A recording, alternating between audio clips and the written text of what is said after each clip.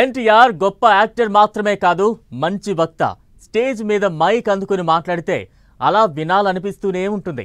ఎంత మాట్లాడాలో, ఎలా మాట్లాడాలో, ఎక్కడి వరకు మాట్లాడాలో పక్కాగా తెలిసిన వ్యక్తి.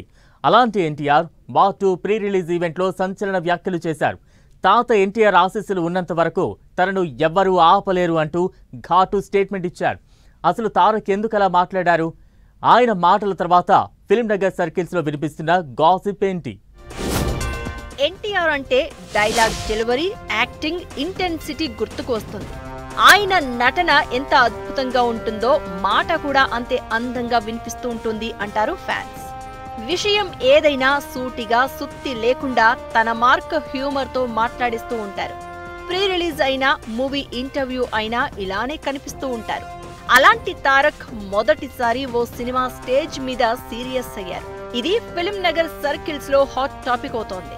బాలీవుడ్ లోకి ఫస్ట్ టైం డైరెక్ట్ ఎంట్రీ ఇస్తున్న ఎన్టీఆర్ వార్ 2తో ప్రేక్షకులను అలరించబోతున్నాడు. ఆగస్టు 14న వరల్డ్ వైడ్ గా మూవీ ప్రేక్షకుల ముందుకు రాబోతోంది. అయితే ఈ సినిమా ప్రీ రిలీజ్ ఈవెంట్ లో తారక్ మాట్లాడిన మాటలు హాట్ టాపిక్ గా మారాయి. తాత నందమూరి తారక రామారావు ఆశీస్సులు ఉన్నంత కాలం తనను ఎవ్వరూ ఆపలేరు అంటూ ఎన్టీఆర్ మాట్లాడారు. ఎన్ని సంవత్సరాలు, ఎన్ని యుగాలు దాటినా మరువలేని పేరు విశ్వవిఖ్యాత నట సార్వభౌమ నటరత్న పద్మశ్రీ డాక్టర్ నందమూరి తారక రామారావు గారి ఆశీస్సులు మన మీద ఉన్నంత కాలం, నా మీద ఉన్నంత కాలం నన్నెవ్వరూ ఆపలేరు.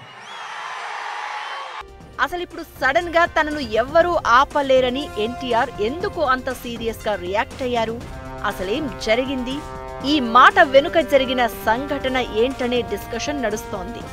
ఎన్టీఆర్ కెరియర్ మీద ఎవరైనా తప్పుడు ప్రచారం మొదలు పెట్టారా? లేదంటే వార్ 2కు బ్రేకులు వేసే ప్రయత్నాలు ఏమైనా జరిగాయా? ఎందుకు వార్ 2 ప్రీ రిలీజ్ ఈవెంట్ లో తారక్ అంత సీరియస్ గా కనిపించారు, అంత సీరియస్ వ్యాఖ్యలు చేశారు అని సోషల్ మీడియాలో చర్చ నడుస్తోంది.